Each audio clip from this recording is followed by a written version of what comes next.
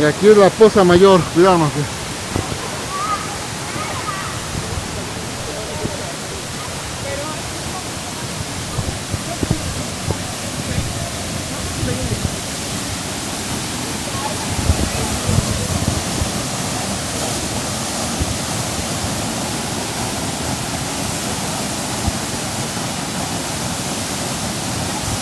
Donde todavía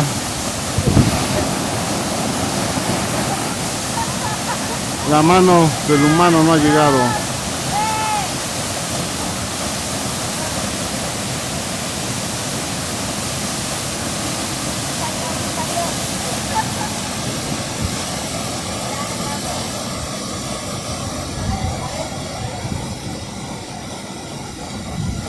A Huehuetla, un lugar para disfrutar.